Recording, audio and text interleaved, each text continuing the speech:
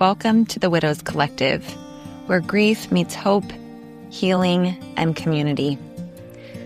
I'm Lauren Lentz, grief coach, fellow widow, and the heart behind this space. There is life before loss, and then there is life after. If you're here, it likely means your life has been turned upside down by the death of your person. Maybe you've just found yourself in this new world that feels unrecognizable, or maybe you've been walking it for a while, trying to figure out what healing looks like now. I want you to know you are not alone.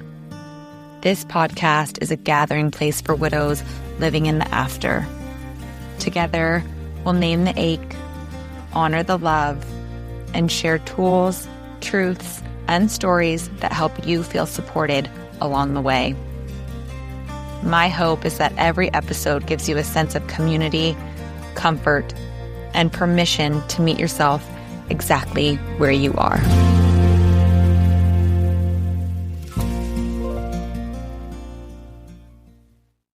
Hello, and welcome back to episode 24, Secondary Losses, the death of the life you thought you'd have.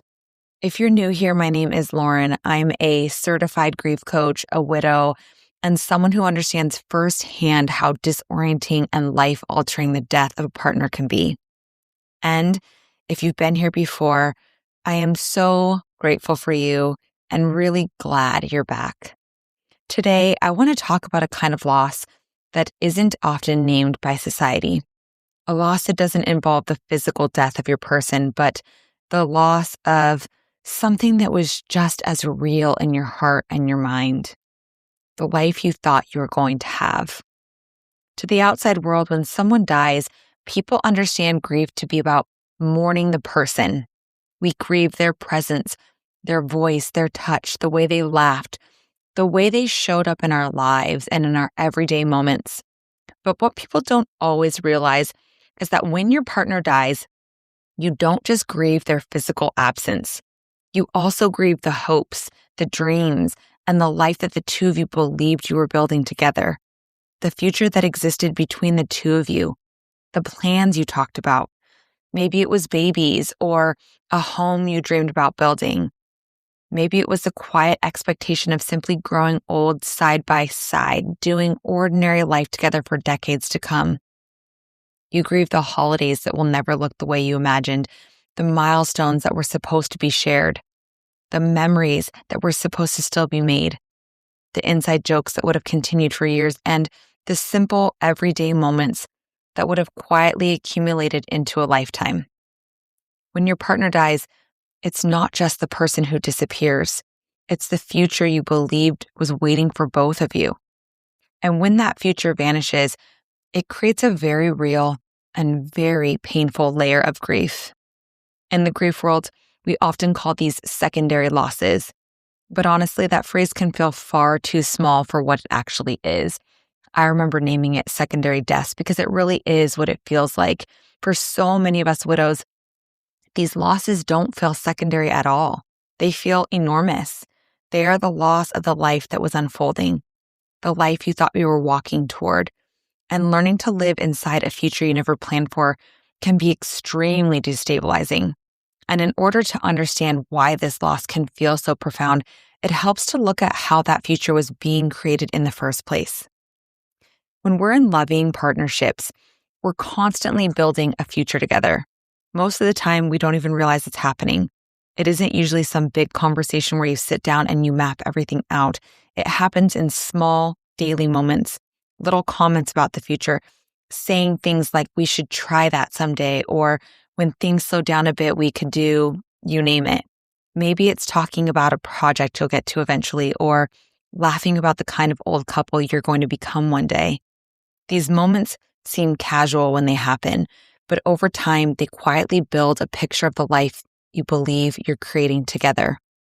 Emotionally, they're incredibly powerful because they create a shared sense of direction, a feeling that you are walking through life together towards something.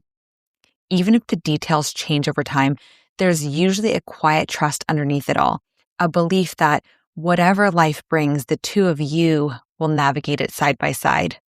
That's what partnership often feels like, a shared path. And most of us move through life assuming that path will continue unfolding. But when your partner dies, that shared path disappears instantly.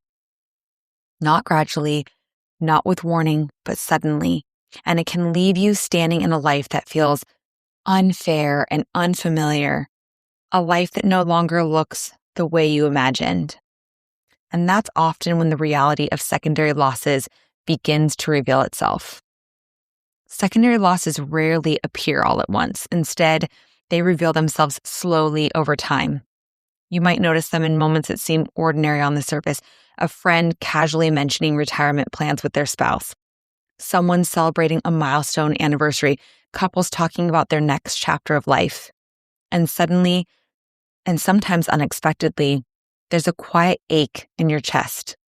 Not because you're not happy for them, but because it reminds you of something that was supposed to exist in your life too.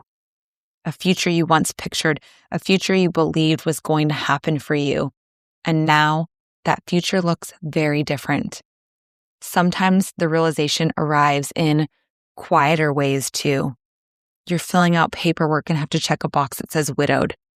You're making an important decision and realize you're doing it alone again, over and over. You're sitting at a family gathering and noticing couples beside each other while your chair feels different now. These moments can bring grief rushing back in because loss isn't just one moment in time. It's something that continues revealing itself in layers. And sometimes those layers appear in places you didn't expect.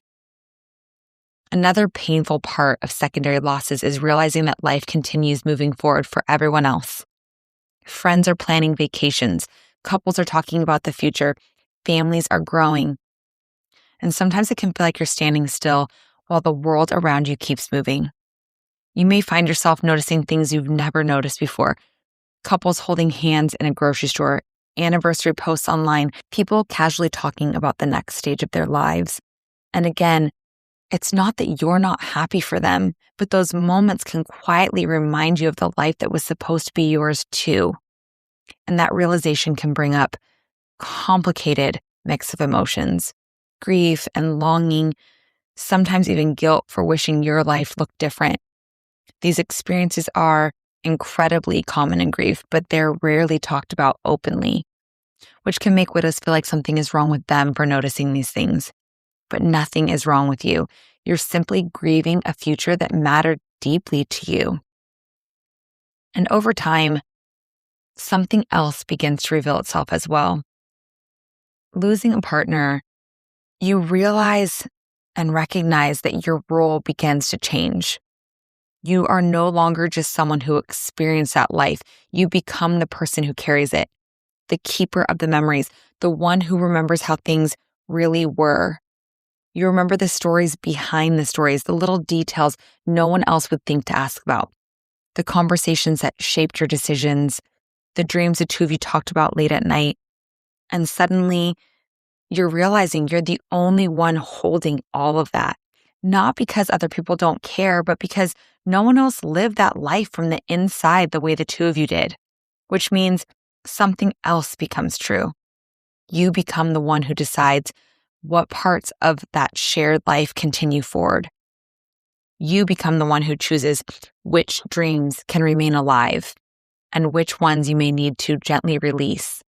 You become the one who carries the memories forward, the one who tells the stories, the one who keeps the love from disappearing. And that responsibility can feel incredibly heavy at times because it means learning how to honor the life you had together while slowly figuring out how to live inside the life that still remains. Another secondary loss that many widows don't expect is grieving the person you were supposed to become, because the future you imagined didn't just include your partner.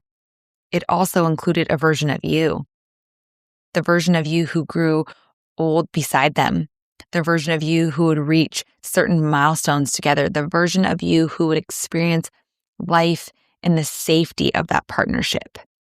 And when your partner dies, that version of you disappears too.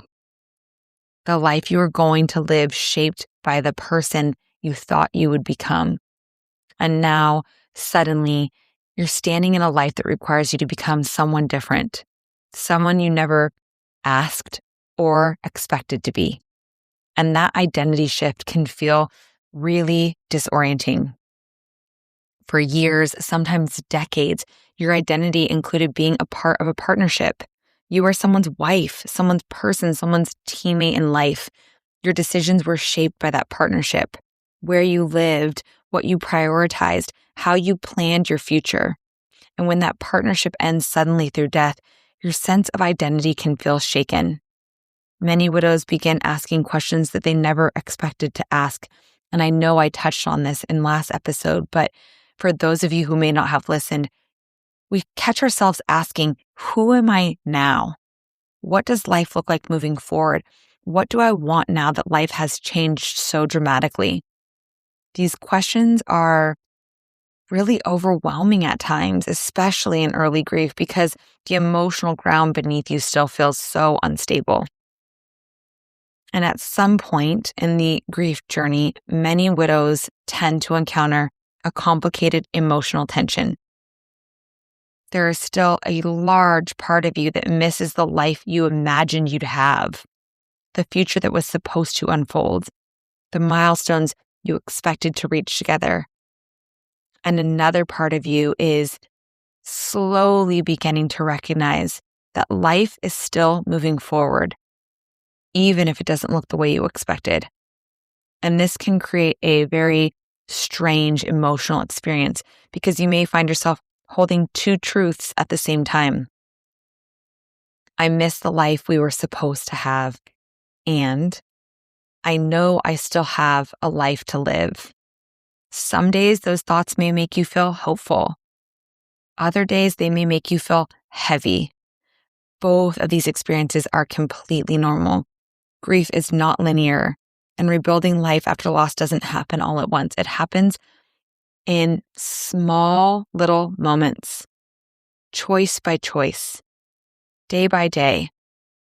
And trying to navigate it all can feel really consuming and really isolating.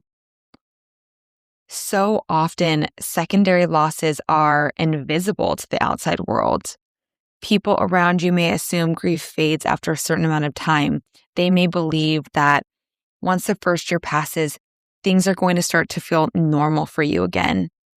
But grief often continues unfolding in new ways over time for many years. And when you're navigating those layers alone, it can feel like your loneliness is being accentuated. This is one of the reasons community can be so powerful inside of your grief journey. Because when you're around other widows who understand this experience, you don't have to explain every layer. They already know.